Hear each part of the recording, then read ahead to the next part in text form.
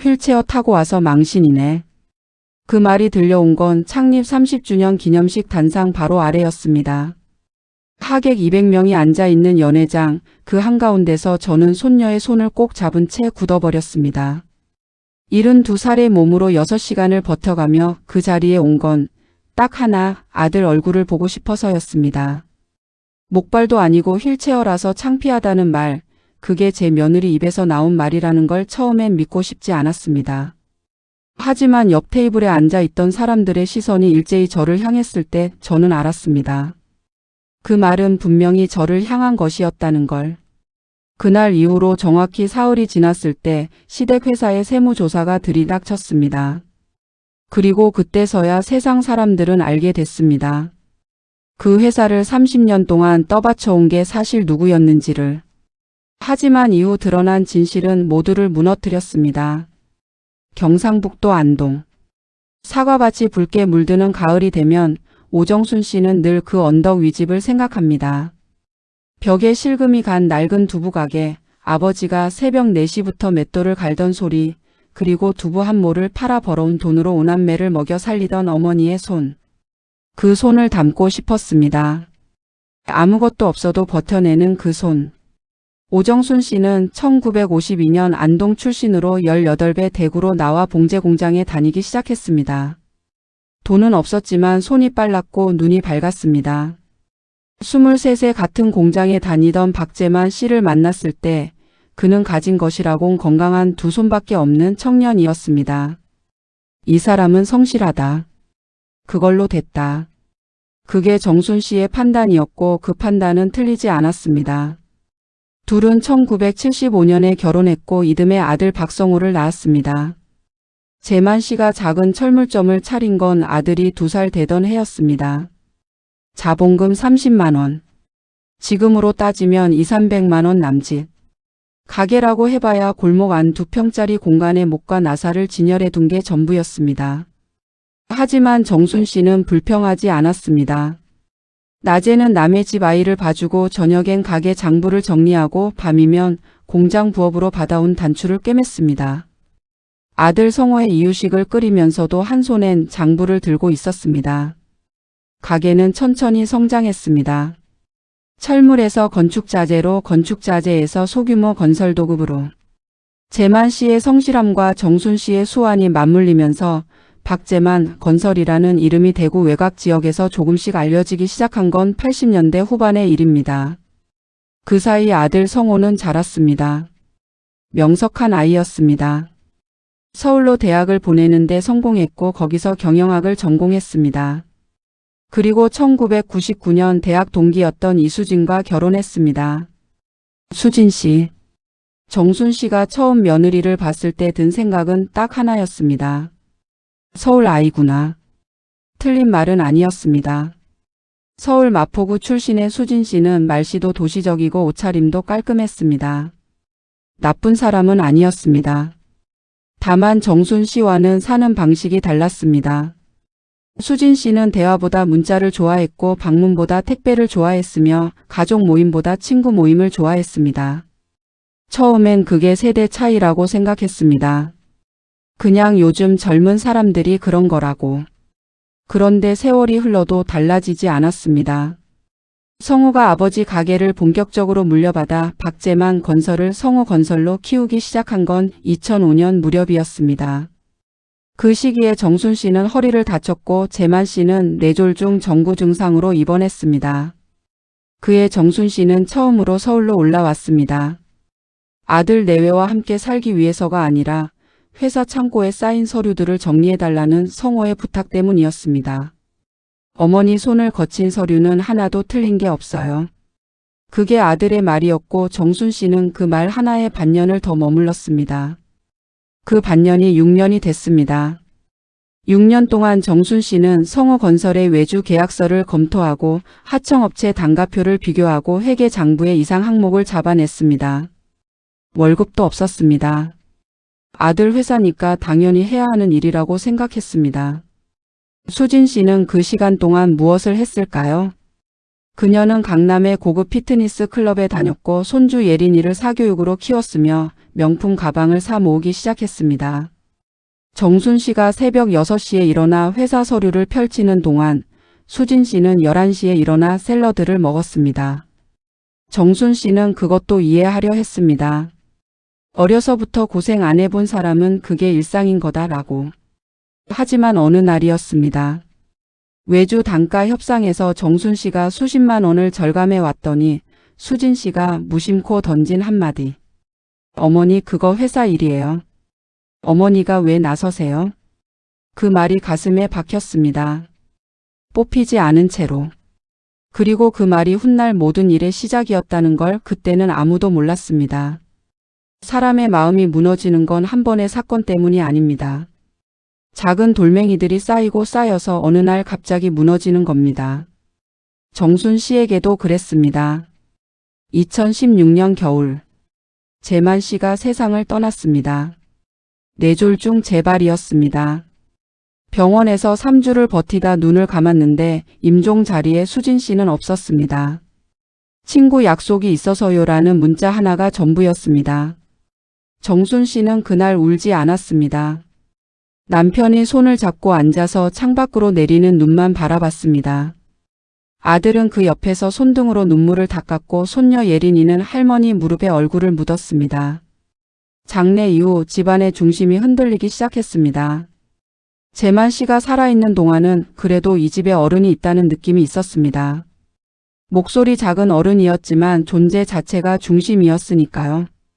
그 중심이 사라지자 수진 씨의 태도가 달라지기 시작했습니다. 처음에는 작은 것들이었습니다. 명절에 제사를 지내지 말자는 말. 어머니 방에 손님이 오면 눈치를 준다는 행동. 식사를 따로따로 하자는 제안. 정순 씨 지인이 전화를 오래 하면 거실에서 한숨을 쉬는 것. 그리고 2017년 봄. 성우건설이 대형 공공 입찰에서 연이어 탈락하면서 자금 사정이 급격히 나빠졌습니다. 그때 수진 씨가 처음으로 공개적으로 나섰습니다. 성호 씨 어머니 방 그 크기 그대로 쓰실 필요 없잖아요. 그 방 작은 걸로 옮기시면 서재 하나 더 만들 수 있어요. 식탁 앞에서 나온 말이었습니다. 정순 씨는 숟가락을 내려놓지 않았습니다. 밥을 계속 먹었습니다. 하지만 손이 떨렸습니다. 성호는 아무 말 하지 않았습니다. 아무 말 하지 않는다는 건 때로는 동의보다 더 깊이 상처가 됩니다. 회사 상황이 나빠지면서 정순 씨는 더 많은 일을 했습니다. 하청업체 리스트를 직접 만들고 현장 소장들 월급을 일일이 확인하고 거래처 연락처를 손수 정리했습니다. 컴퓨터를 잘 다루지 못하니 노트에 볼펜으로 썼습니다. 노트가 6권이 됐습니다. 그 6권의 노트가 훗날 세무조사에서 결정적인 증거가 될 줄은 그때 아무도 몰랐습니다. 수진 씨의 냉대는 점점 공식적인 것이 됐습니다. 친척 모임에서 정순 씨를 소개할 때 시어머님이라 하지 않고 성우 어머니라고 했습니다. 별것 아닌 것처럼 보이지만 그 단어 하나가 정순 씨를 이 집 사람이 아니라 아들에게 딸려온 사람으로 만들었습니다. 손녀 예린이가 중학교에 들어가면서부터는 아이도 할머니와 거리를 두기 시작했습니다. 할머니 친구들이 올 땐 방에 계세요. 그 말을 예린이가 한 건지 수진 씨가 시킨 건지 정순 씨는 묻지 않았습니다. 그냥 고개를 끄덕였습니다. 밤마다 기도를 했습니다. 주님, 제가 뭘 잘못한 겁니까? 제가 뭘 잘못한 겁니까?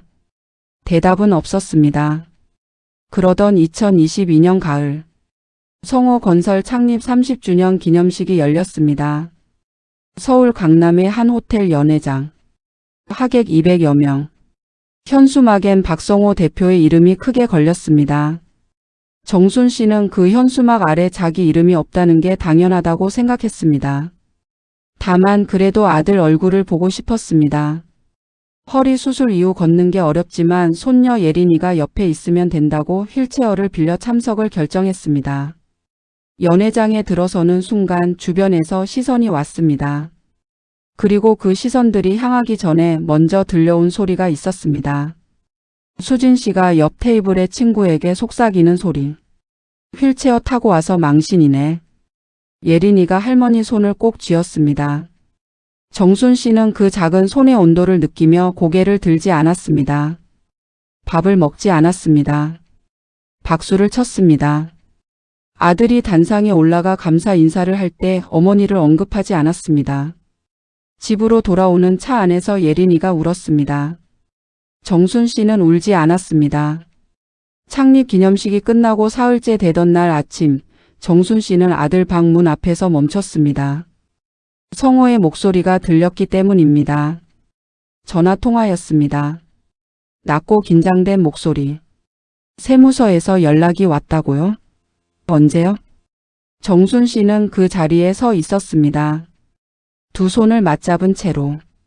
그날 오후 국세청 조사관 3명이 성호건설 사무실에 들이닥쳤습니다. 이른바 세무조사. 3년치 회계 장부와 계약서 전체 제출 명령이었습니다. 성호의 얼굴이 하얗게 됐습니다. 회사 격리 담당자가 부랴부랴 서류를 찾기 시작했지만 정작 2012년부터 2018년 사이에 외주 계약서 원본이 없었습니다. 디지털 파일은 있었는데 하드 교체 과정에서 일부가 유실된 것이었습니다. 그 순간 성호가 생각한 건 단 하나였습니다. 어머니의 노트. 그는 집으로 달려왔습니다. 거실에 앉아 성경을 읽고 있던 정순 씨에게 숨을 몰아쉬며 말했습니다. 어머니, 그 노트 아직 있어요? 볼펜으로 쓰신 그거요. 정순 씨는 일어서지 않았습니다. 아들을 올려다봤습니다. 그리고 천천히 말했습니다. 어느 노트 말하는 거야? 성호는 그 말의 의미를 처음에는 이해하지 못했습니다. 하청업체 단가 정리하신 거요. 2012년부터요.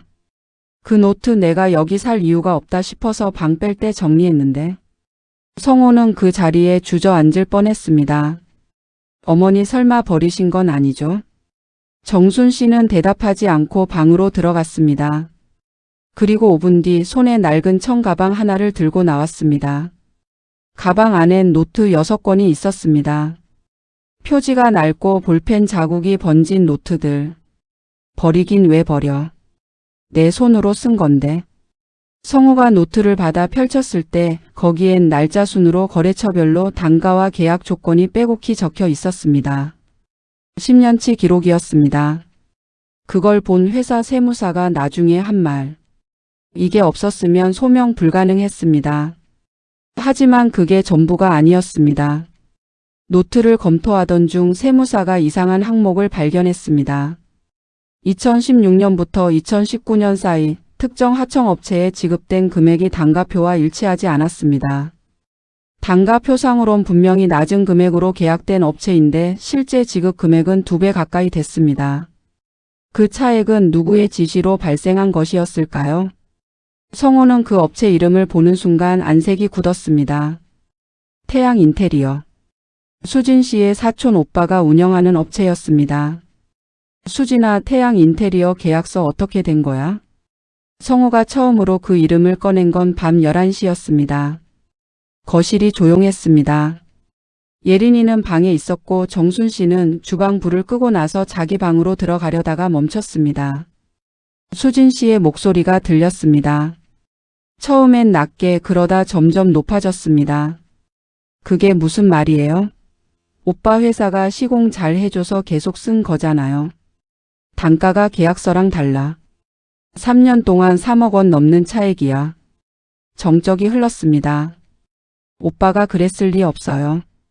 수진아, 당신이 착각하는 거예요. 세무사가 잘못 본 거라고요. 어머니 노트에 다 나와 있어. 어머니가 직접 현장 소장한테 확인한 단가야. 또 침묵.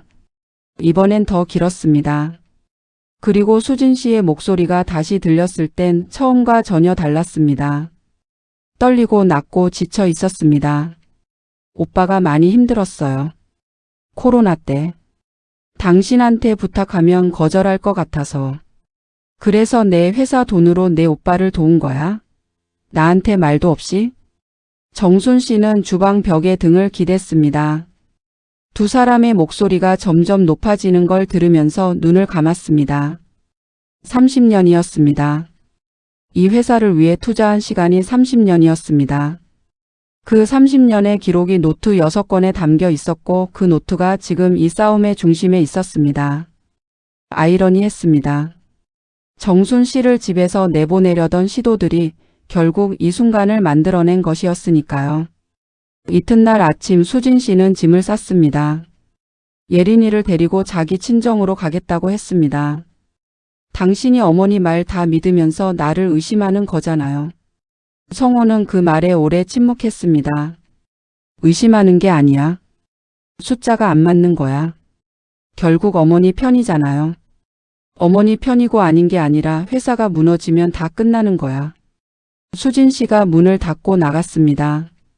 성호는 식탁에 앉아 오랫동안 움직이지 않았습니다. 그때 정순 씨가 조용히 옆방에서 나왔습니다. 아들 앞에 앉았습니다. 성호야. 어머니. 나 때문에 이렇게 된 거야? 성호가 고개를 들었습니다. 눈이 빨갛게 부어 있었습니다. 아니요. 어머니 잘못 없어요. 그 노트 안 냈으면 이 일 몰랐겠다. 그냥 지나갔겠다. 성호는 대답하지 못했습니다. 내가 그 노트 안 냈으면 더 좋았겠어? 그 질문이 공중에 떠 있었습니다. 성호는 오래 있다가 조용히 말했습니다. 아니요. 어머니가 옳은 거 했어요. 정순 씨는 고개를 끄덕이고 방으로 들어갔습니다. 문을 닫고 이불 속에서 처음으로 울었습니다. 소리가 나지 않게. 오래. 그 겨울은 길었습니다. 수진 씨는 한 달 만에 돌아왔습니다. 혼자. 예린이를 학교에 보내야 한다는 현실적인 이유였지만 그게 전부는 아니었다는 걸 정순 씨는 알았습니다. 돌아온 날 밤 수진 씨가 정순 씨 방 앞에 섰습니다. 노크를 했습니다. 어머니 주무세요? 아니. 문이 열렸습니다. 수진 씨는 들어오지 않고 문 앞에 서 있었습니다. 저 드릴 말씀이 있어서요. 정순 씨는 침대에서 일어나 앉았습니다. 오빠 일은요? 제가 잘못했어요. 성호한테도 말 안 하고 회사 돈인 줄 알면서도 오빠가 너무 힘들어하니까. 제가 선을 넘었어요. 말이 거기서 멈췄습니다. 그리고 어머니한테도요. 그날 기념식에서 한 말 오래전부터 많이 오래전부터 제가 어머니한테 잘못한 게 많아요. 정순 씨는 아무 말도 하지 않았습니다. 수진 씨의 눈에 눈물이 맺혔습니다. 어머니가 그 오랜 시간 동안 회사를 위해서 하신 것들, 저는 그걸 당연하다고 생각했던 것 같아요. 아니 사실은 불편했어요. 어머니가 더 잘 아시니까. 제가 며느리인데도. 그 말이 나왔을 때 정순 씨는 처음으로 수진 씨를 다시 봤습니다. 불편했다는 말. 그게 어쩌면 이 며느리가 할 수 있는 가장 솔직한 말이었다는 걸. 앉아봐. 수진 씨가 방 안으로 들어와 바닥에 앉았습니다. 내가 이 집에서 잘못한 게 없다고 생각하진 않아. 나도 너한테 첫날부터 마음을 닫았던 것 같아. 어머니가 무슨. 아니야.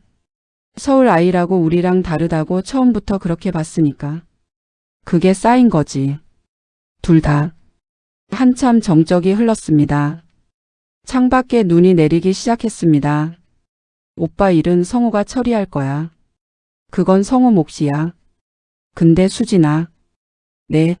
기념식에서 한 그 말. 그건 아팠어.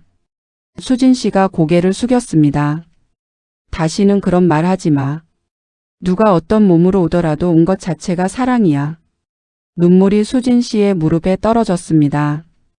그날 밤 두 사람은 오래 앉아 있었습니다. 말 없이. 창문 너머 눈이 쌓이는 걸 보면서. 봄이 됐을 때 예린이가 할머니 방에 들어왔습니다. 할머니, 나 요즘 학교에서 역사 배워. 그래? 어떤 역사? 우리 가족 역사도 역사야? 정순 씨가 웃었습니다. 오랜만에 웃음이었습니다. 그럼 제일 중요한 역사지. 예린이가 할머니 무릎에 기댔습니다. 성호 건설은 세무조사를 통과했습니다. 태양 인테리어와의 계약은 정상 조정됐고 수진 씨의 오빠는 차액을 분할 상환하기로 합의했습니다. 회사는 흔들렸지만 무너지지 않았습니다. 그 모든 것의 바닥엔 볼펜으로 쓰인 노트 6권이 있었습니다. 그리고 그 노트를 쓴 사람은 월급 한 번 받지 않은 어머니였습니다. 정순 씨는 그 이후 다시는 회사 일을 하지 않았습니다. 아들이 말렸고 수진 씨도 말렸습니다. 대신 오후엔 거실에서 햇볕을 쬐고 예린이가 학교에서 돌아오면 간식을 차려줬습니다. 작고 조용한 일상이었습니다.